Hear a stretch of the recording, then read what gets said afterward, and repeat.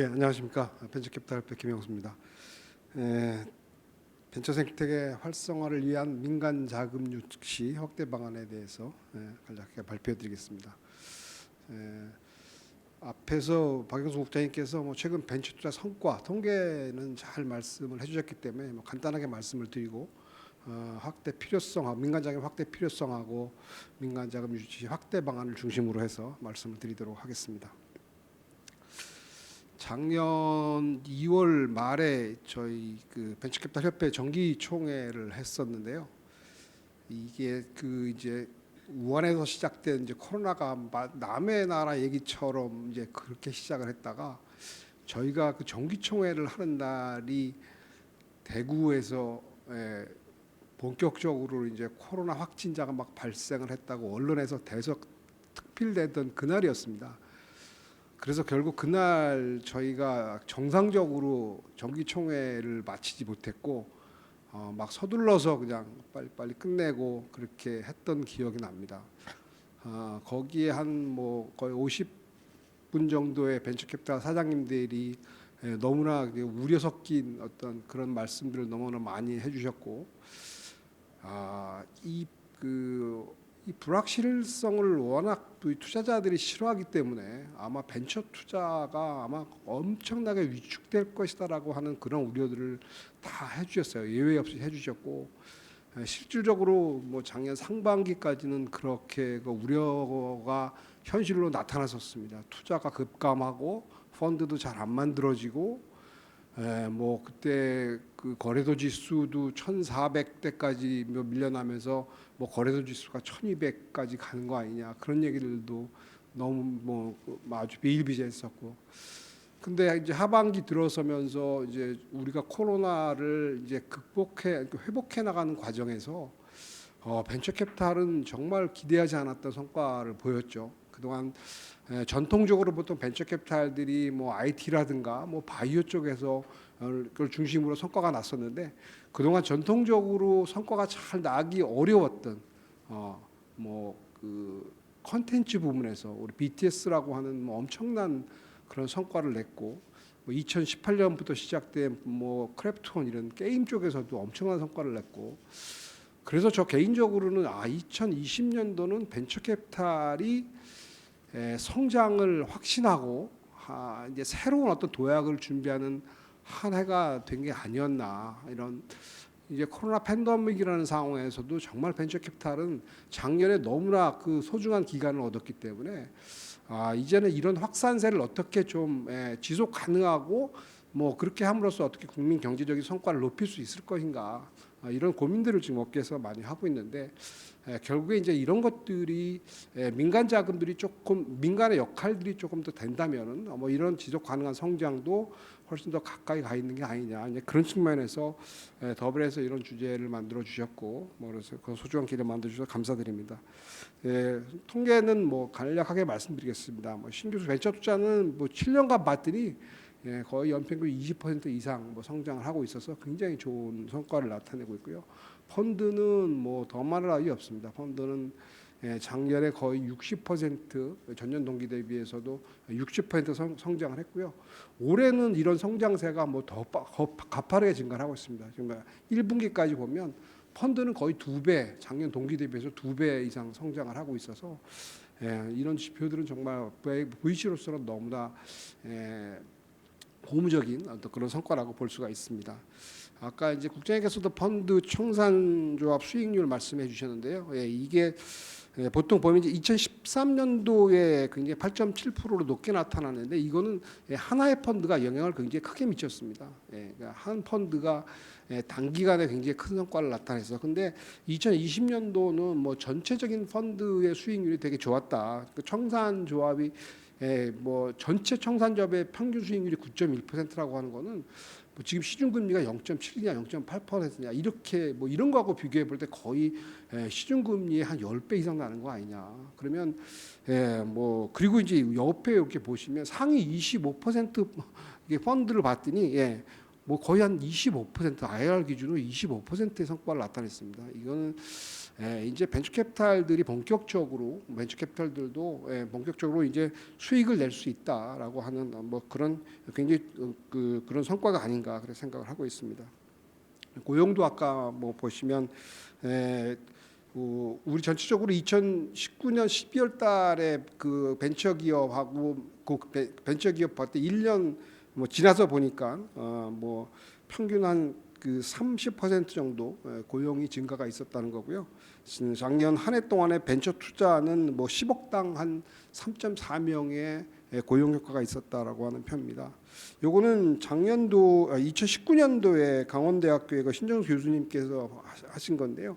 우리가 이제 그 KB 우리가 한국 벤처 투자 모타 펀드가 얼마만큼의 어떤 경제적인 효과가 있느냐 뭐 이런 표를 연구를 해서 발표를 하셨는데 모태 펀드 출자액이 뭐 5조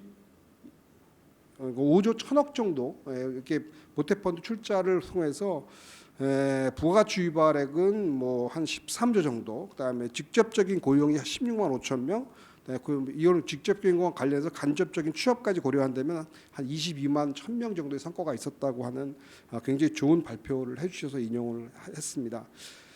이게 벤처가 최근에 우리나라 굉장히 많이 늘었는데 그러면 이게 정말 우리가 이게 만족할 만한 것이냐라고 하는 거를 좀 이렇게 다른 각도에서 본다 그러면 앞으로 우리나라 벤처 투자는 지금보다 빠른 시간 내에 뭐 3배, 5배 정도 더 성장을 해야 됩니다. 사실 우리 주요국, 우리가 선진국이나 뭐 경쟁국의 그 GDP 대비 벤처 투자 규모를 본다 그러면 역시 물론 이제 이게 통계에 따라서 약간 차이가 있습니다. 뭐 그렇긴 합니다만 어쨌든 미국에 비해서도 한 3분의 1 정도 수준의 분이 지금 안 되지 않느냐. 특히 이스라엘에 비해서는 뭐 거의 한 10분의 1 정도. 뭐 그러니까 사실 우리가 선진국이나 경쟁국 정도의 투자 규모를 가져가려고 한다면 지금보다 뭐 빠른 시간 내에 3배, 5배 정도 성장을 해야 된다. 물론 최근에 저희가 성장을 많이 하고 있지만 조금 더 우리가 성장을 해야 된다라고 그렇게 지금 업계는 보고 있습니다. 요거는 아까 뭐 국장님께서 뭐 말씀해 주셨기 때문에 넘어가도록 하겠습니다. 이것도 아까 뭐 국장님 말씀해 주셨는데 어쨌든 우리가 좀 대형 펀드가 필요한데 대형 펀드의 추이를 봤더니 민간이 좀 많이 들어온 펀드들이 아무래도 대형 펀드 결성이 용이하다. 그래서 우리가 지금 대형 펀드를 만들려면 민간의 역할이 좀 확대가 돼야 된다라고 하는 그렇게 말씀드립니다. 유니콘입니다. 사실 이제 그동안의 정부 정책이 사실 스타트업 쪽에 중심이 이렇게 많이 맞춰졌다고 봐져요. 그래서 스타트업을 어떻게 하면 창업 생태계를 어떻게 하면 확산시킬 것인가, 그다음에 그 창업 기업 아주 초기 스타트업들한테 어떻게 하면 작은 공급을 원활하게 할 것인가에 대한 어떤 정책적인 포커스가 이렇게 좀 맞춰졌다면 최근에는 약간 좀 바뀐 것 같습니다. 어떤 스케일업, 그다음에 유니콘, 기업 전주기에 걸쳐서 어떻게 성장을 시킬 것이냐라고 하는 게 정책이 조금 바뀌셨고 뭐 그거는 저희 업계에서 당연히 환영하는 결과입니다. 뭐 그래서 대표적으로 보면 정부에서도 어떤 그 유니콘이라고 하는 게 뭐 이게 유니콘이라고 하는 게 뭐 모든 지표를 다 얘기를 할 수는 없지만 어쨌든 유니콘이라고 하는 게 어떤 뭐 국가 혁신성의 상징이 아니냐 뭐 그런 측면에서도 얘기가 되는 것 같고, 이게 또 유니콘이라고 하는 게 굉장히 어떤 벤처 생태계에서는 중요한 인프라 역할을 하기 때문에 사실 유니콘이라고 하는 걸 좀 많이 만들어내면 우리가 효과가 되지 많지 않겠냐라고 하는 게 뭐 저희 업계도 그렇고 정부의 판단인 것 같습니다. 그래서 유니콘 수가 최근에 이렇게 많이 회자가 되는 것 같습니다. 그래서 저희가 봤더니 뭐 CB 인사이트에 보면 공식적으로는 10개인데 지금 아마 뭐 보면 아까 뭐 국장님 13개 뭐 이렇게 말씀드렸는데 그런 것 같습니다. 12개, 13개 정도. 쿠팡이 이제 상장이 됐으니까 12개, 13개 정도 뭐 이렇게 됐는데 사실 좀 아쉬운 것 중에 하나가 우리나라 유니콘들이 국내 투자보다는 해외 투자 쪽에 좀 많이 투자를 받아서 성장하는 게 아니냐. 이게 물론 뭐 글로벌 측면에서 본다면 이게 해외 투자를 많이 받는다는 게 절대로 나쁘다는 건 아닙니다. 절대로 나쁘다는 건 아니지만 이게 만일에 역량의 차이냐 그러면 우리나라 벤처 캐피탈들이 역량하고 해외 쪽 벤처 캐피탈의 역량의 차이 때문에 이렇게 나타나는 거냐, 이게 만약에 이런 문제로 본다 그러면 이거는 조금 더 우리가 생각해 봐야 되는 거 아니냐. 그러면 우리나라 VC의 역량, 우리 그 투자 역량을 좀 키우기 위해서는 어떤 포인트가 필요한 건지에 대한 논의는 충분히 뭐 있어야 된다 그렇게 생각을 하고 있습니다.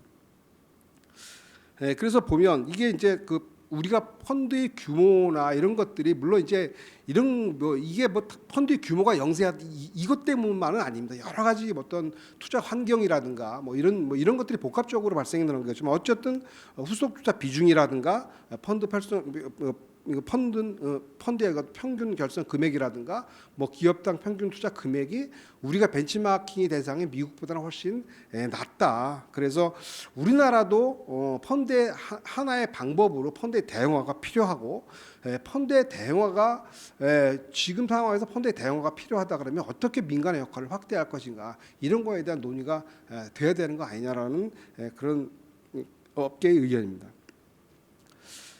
그러면 이제 그 민간 자금 유치 활성화 방안을 하기 위해서는 어떻게 하는 것들이 조금 이렇게 뭐 중요하냐 이런 포인트인데요. 그 세제 인센티브를 업계에서는 계속 얘기하고 있습니다. 지금 현재 그 민간의 역할이 확대가 돼야 되는데 민간에 주어지고 있는 인센티브가 사실 이게 민간의 역할을 확대할 만한 어떤 그런 충분한 인센티브의 역할을 하고 있냐 이런 것들은 좀 저희가 다시 한번 봐야 되지 않겠느냐 이렇게 보면 사실은 뭐 이전 정부 그러니까 박근혜 정부 그때부터 뭐 지금 문재인 정부까지 이 그 엔젤에 대한 세제 혜택은 정말 엄청나게 늘어났습니다. 우리가 이전에 우리가 그 벤처 버블이 꺼지면서 엔젤에 대한 그 세제 혜택은 이전에는 소득공제 혜택이 20%였거든요. 투자 금액의 20%였는데 이게 30%로 한번 늘어났고 이게 50%로 한번 늘어나고 최근에는 구간별로는 구간에 따라서 100%까지 늘어났습니다. 이게 또 보유 기간까지 말씀드리면 이전에는 20%의 소득공제 혜택을 받기 위해서는 엔젤들이 5년 동안 주식을 보유해야 했었는데 이 주식 보유 기간도 3년으로 낮춰졌습니다. 뭐 그 결과로 사실은 엔젤이 굉장히 투자가 많이 들었죠. 굉장히 투자가 많이 늘었는데 사실 이 그 우리 일반 그러니까 국내 법인에 대한 뭐 세제 혜택은 이전에 10%에서 5%로 줄어든 이후에 한 번도 변화가 없었습니다. 그러면 지금 현재 일반 내국 법인에 주어지는 세제 인센티브가 민간의 역할을 확대시키기 위해서 충분하냐? 이게 충분하지 않다면 이런 거에 대한 좀 효과를 이게 뭐 저희가 이렇게 그 우리나라 그 내국 법인에 대한 그 세제 혜택을 뭐 이렇게 좀 이렇게 올리자고 하는 게 뭐 취약 분야에 대한 세제 지원은 아닙니다. 이거는 저희가 그렇게 경제적인 파이를 키우기 위한 어떤 하나의 수단이다. 그렇기 때문에 뭐 이런 것들이 세제 혜택을 통해서 민간의 역할이 확대돼버려서 우리 어떤 국민 경제적인 파이가 훨씬 더 키울 수만 있다면 이건 충분히 고려해야 되는 거 아니냐. 뭐 그렇게 저희는 얘기를 하고 있습니다. 그래서 내국 법인에 대해서도 일단은 뭐 이게 그 양도 차익에 대해서 좀 비과세를 하자라고 하는 것들도 지금 저희가 계속 얘기를 하고 있고요. 세액 공제율도 좀 5%에서 10%로 확대하는 방안도 좀 고려를 해주십사라고 계속 건의를 하고 있습니다. 이거는 그 이제 이 미국의 나스닥 지수하고 우리나라의 그 이제 주가 지수를 비교한 건데요. 이게 뭐 이걸 왜 비교했냐? 사실 아까 국장님께서 청와대 자료를 인용을 하시면서 이제 우리나라의 그 벤처 펀드, 벤처 투자 금액, 그다음에 그 뭐 신설 법인 수, 뭐 이런 것들을 쭉 비교를 해주면서 1차 붐 때하고 비교를 해주셨어요. 그 우리가 보통 이제 벤처 생태계의 굉장히 중요한 요소로 뭐 이제 얘기가 되는 게 혁신적인 뭐 기술과 아이디어 이런 것들을 가진 기업들이 얼마큼 많이 창업을 활성화할 수 있는 그런 사회적 시스템이 잘 마련되어 있느냐. 그다음에 이런 창업 기업들한테 어떻게 적정한 자금 공급을 할 수 있는 투자자들이 얼마큼 또 잘 형성되어 있느냐. 그리고 마지막으로 이 연결을 할 수 있는 회수 시장이 얼마큼 잘 발달되어 있느냐. 보통 이렇게 세 가지를 얘기를 합니다. 근데 우리가 1차 벤처 붐 때하고 볼 때 벤처 기업의 성과는 정말 비교할 수도 없이 좋아졌습니다. 정말 벤처 기업의 역량 성과는 정말 뭐 이 1차 이제는 벤처 기업들이 무늬만 벤처 이런 거는 없습니다. 뭐 1차 우리 벤처 붐 때 무늬만 벤처 이런 얘기 너무나 많이 들었는데 지금 벤처 기업들은 무늬만 벤처 얘기는 없어요. 최근 상장되는 기업들은 뭐 거의 시총이 2천억 이상은 다 가고 있고요. 예.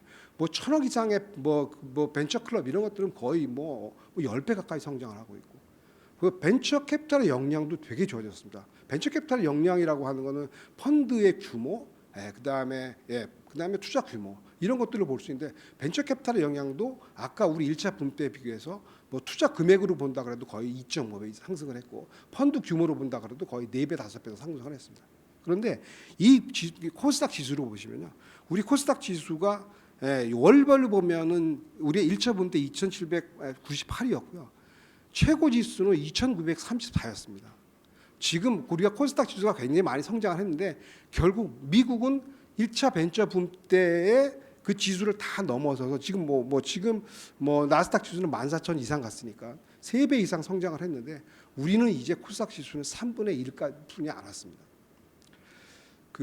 이런 지수 비교한 거 외에 저는 개인적으로 최근에 이제 쿠팡이 문제가 많죠. 예를 화재건도 그렇고 쿠팡 이츠건도 그렇고 근데 그냥 그런 걸 다 떠나서 저는 쿠팡 상장을 보면서 우리가 이거 코스닥 얘기를 다시 하지 않을 수 없구나, 그런 생각을 했습니다. 우리가 사실 2015년, 16년까지 정말 코스닥에 대한 얘기를 많이 했습니다. 코스닥이 바뀌지 않으면 우리나라의 벤처 생태계는 없다.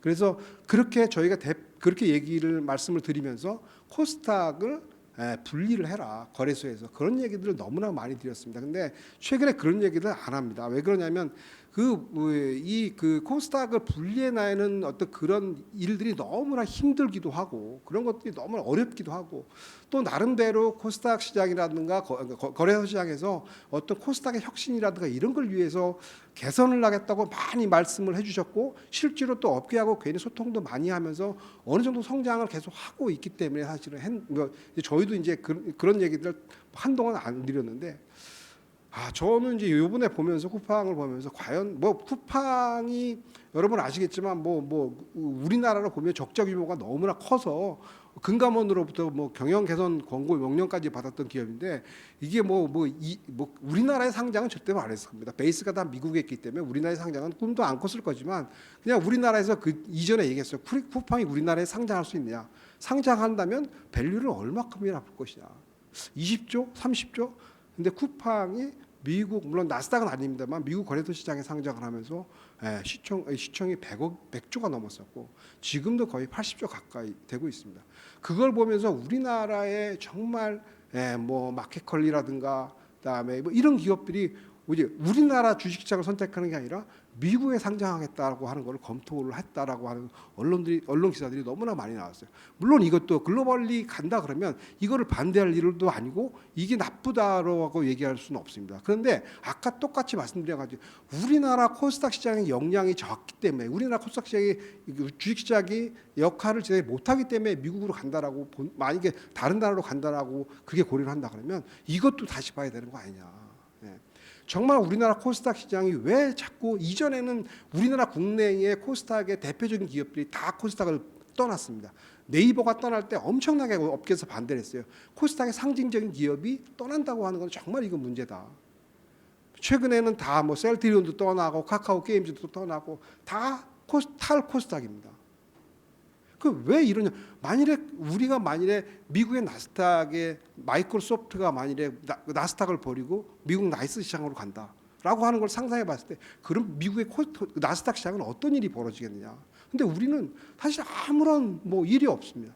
이런 기업들이 다 탈 코스닥을 하는데도, 그러면 이런 것들은 좀 더 우리나라의 벤처 생태계가 진짜 혁신적으로 발전하고 지속 가능하게 되려면 정말로 코스닥에 대한 문제는 정말 심각하게 한번 고려해봐야 되는 거 아니냐. 정말 어떻게 혁신이 돼야 되고 그런 얘기들을 이제 본격적으로 다시 좀 아플 수도 있지만 이런 얘기들은 다시 해야 되는 거 아니냐라는 생각들을 하고 있습니다. 지금 벤처 캐피탈 업계는 인력에 대한 스트레스가 되게 많습니다. 최근에 펀드도 굉장히 많이 증가를 했고, 특히 창업 투자 회사, 그다음에 LLC를 중심으로 해서 벤처 캐피탈 수가 폭발적으로 증가를 하고 있습니다. 최근 3년 동안에 거의 50개 가까운 벤처 캐피탈이 늘었습니다.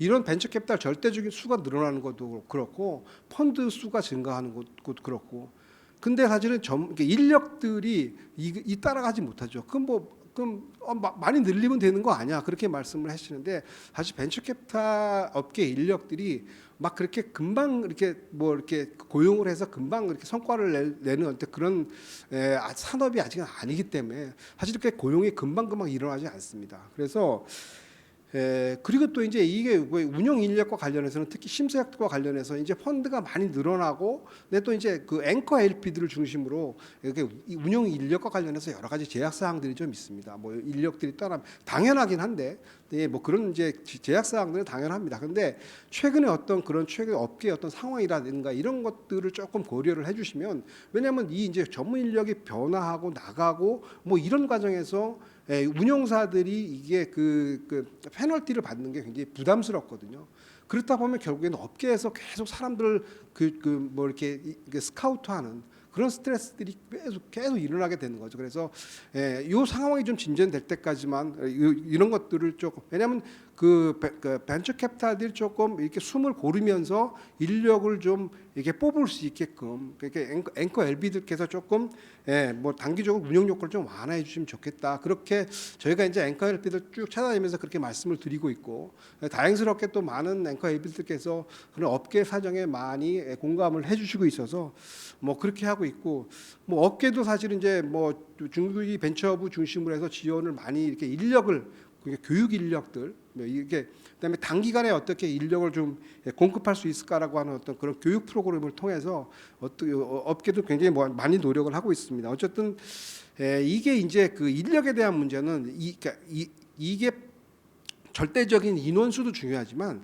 사실은 경험치도 되게 중요하거든요. 이전에 어떤 투자 중심의 벤처 캐피탈리스트들이 어떤 투자 중심의 경험치하고, 근데 지금은 벤처 캐피탈의 투자 분야가, 이 투자 스펙트럼이 워낙 넓어졌기 때문에 이전에 뭐 IT, 뭐 바이오 뭐 이런 중심에서 지금은 뭐 투자 스펙트럼이 굉장히 넓어졌기 때문에 이러한 경험치들을 많이 갖고 있는 인력들이 업계로 많이 유입이 되는 것들이 사실 업계도 굉장히 중요합니다.